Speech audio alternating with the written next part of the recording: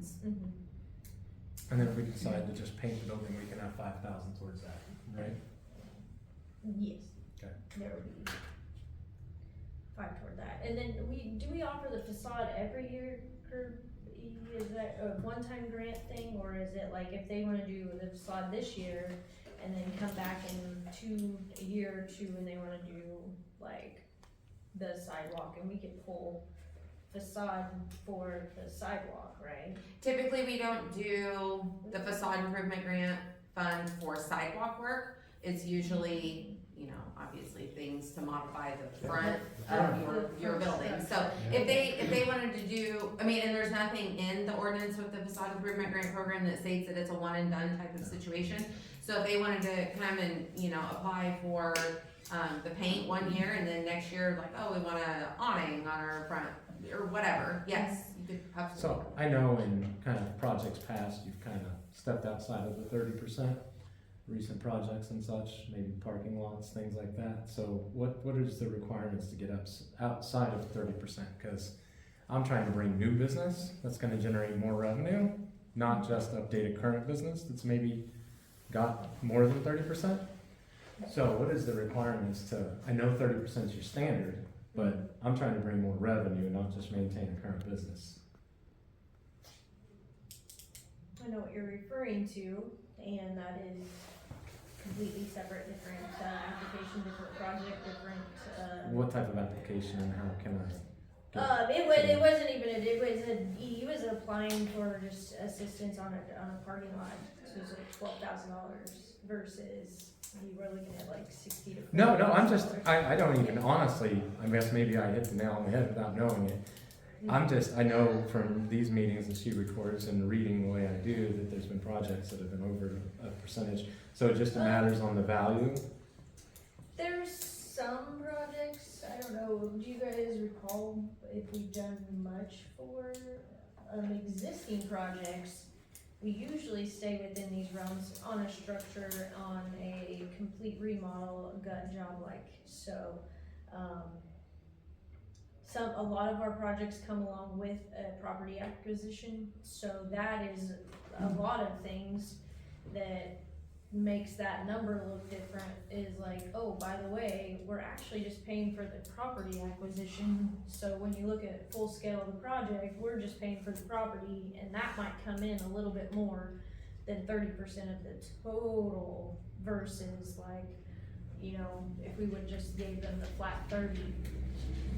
The ones that we typically go above, aside from the one I know that you're talking about, Nick, the other ones where we have gone above the 30% are usually whenever there's buildings that are demo or slated for demo, and we look at the costs that we're gonna have in demolition alone.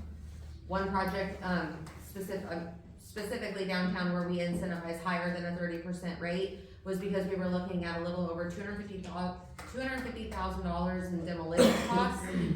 And so after you demo a building that is in such a deteriorated shape, you're basically left with a valueless lot in your downtown area. So we had to incentivize that one higher in order to save that building and not have another gap in our downtown strip. The other one where we incentivize higher than a 30% rate for an existing business was because, again, that business, that property prior to that business being there should have been demolished as well, that had a very hefty investment put up for it that the city was not even involved with at all during that restoration. So that's how we use that to justify it.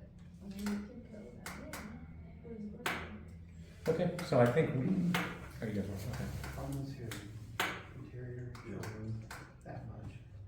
You can get 30% of that out of business district. Cause it's not TIF eligible. Right. So it'd be that much more, that would give them that to work on the inside. Yeah. But it's separate. Yeah, it's separate, that's what I'm saying. I would rather see different phases, you know, thing one, and then, Would the showroom Well, if they do that, be involved it's gonna be with less the money. construction of When it's the done, 90, 120 days. addition? We were hoping to, Would all but I be mean, one? Phase and that, again, Yeah.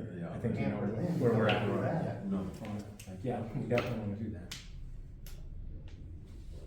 you just gotta watch so we don't. Jordan, Too much. I have a closing in a little bit that I need to leave for. They- Can you I- just get with me and give me instruction on what you need from me? Yes, cause I have to be out here until Thursday. Do you need me for anything else before I get my stuff? If you wanna come up with a And we changed, we dealt with that 3 different vehicles. Yeah, I know. And Kirby, this, you go explain this part, what we were just talking about, She's, the 55,000 for Mhm. the interior. You said it could be business district eligible. Mhm. 30%. If, because the demolition would eventually result in the renovation and expansion of their current operations, that's the So it's 30% of that, 16,500, but it'd have to be 2 separate things. That would give them that much more money, but it'd be out of the business district. would it be too separate, because would it be just, when we do it on our back end budget, it would be too separate? We would just add that. I'm saying you can pull Yeah, from both, yes. yeah, but I mean as in like an offer to them, this is, they don't care whether it comes from any of ours, Right. right? So we don't have to do a separate application for the one being TIF. Correct. This is- You just have to Know what you mean? I'll have put, to you go just have pretty to put soon the if we breakdown don't of what pretty the budget will be pulled in the agreement, that's I'll be the back. draft.